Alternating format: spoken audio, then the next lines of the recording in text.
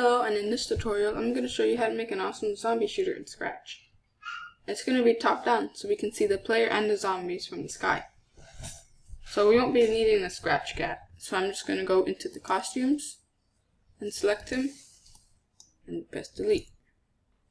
I'm then going to delete this costume also. Then I'm going to rename this to player and also rename the sprite to player. Now let's start creating our art. If I zoom in a little bit, I'm then going to select the circle tool and change the fill to this red line through it, which is no fill. I want an outline, so I'm going to select black, and then I'm going to set this stroke size to 5, and then I'm going to draw a circle around the center.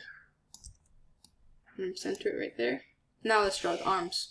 I'm going to select the line tool and draw the arms sticking out like that because he's holding a gun.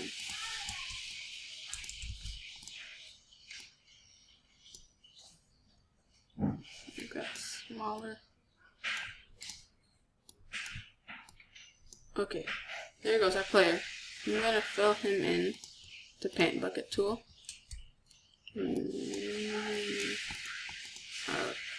Okay, I'm going to fill in the gun like black also. Okay, there goes our player. So we want the player to move around and we want him to point toward the mouse. And we also want him to shoot bullets when we click. So to do that, let's first go to the Events tab and then drag out the one green flag clipped. Then let's scroll down to the control and drag out our forever loop. We also want an if statement. So if we press the W key, he moves up. If we press the D key, he moves right. The A key, he moves left. And the S key, he moves down. So let's go to sensing and drag out the key space pressed. If we hit the down arrow, we can select any key we want. I'm going to select the A key, or we can select the left arrow. I'm going to select the A key for now, so it's because it's easier to press. Now let's go to motion and choose change X by 10. This will move the sprite forwards, but we want him to move backwards. So let's set this to -3. If I press the green flag, you can see he moves backwards when I press A. So if we want to go to the right, we can just right click and press duplicate. Then I'll put it down below here. I want to select a different key, so I'm going to press the down arrow again and select D. Then I'm going to change X by 3 to 3. So when I press the green flag, I can press the D key and it moves forward, and the A key and it moves backward. Let's repeat the same thing for the up and down. So I'm going to select right click and press duplicate. Then let's change this to the W key. If we scroll down here, we'll see it right here. And let's change this to the S key. Scroll up. There it goes. But X won't move it up and down. So let's delete that and drag out the Y block. This will move it up and down. So I'm going to change this 10 to 3 and drag out another change Y by 10 and change this to -3. So I'm going to click the green flag, I'm pressing the W, A, S, D keys, and you can see he moves around. Nice. So let's go to motion and drag out the point towards mouse pointer. If I press the green flag, you can see he points toward my mouse. That's what we want.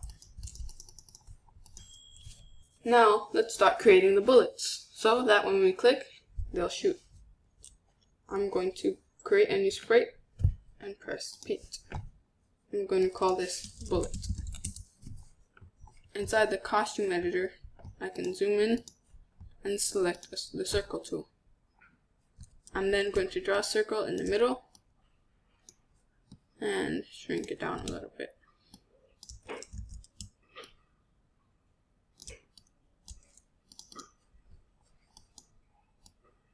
Okay, there goes our bullet. I'm going to rename this to bullet and go back into the code.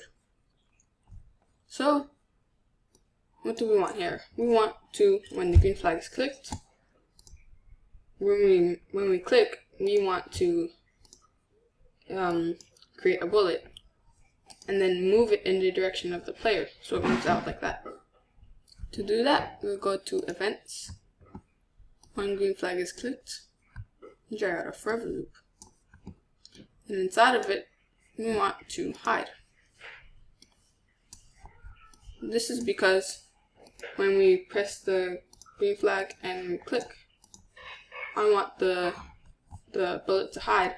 But when we use this block, create clone myself, we want the clone to show, not the bullet. So let's go to drag out the if block and then go to sensing, where you can see a mouse down. I'm going to drag that out and snap it right there. Then I want to go to control and drag out the create clone of myself. I want to wait a certain number of seconds before we can create another bullet. So I'm going to drag out the wait 1 second and place it in there. I'm going to change this to 0.5, which is half of a second. And then I want to drag out the when I start as a clone and go to looks and press show. Let's press the green flag, test this out.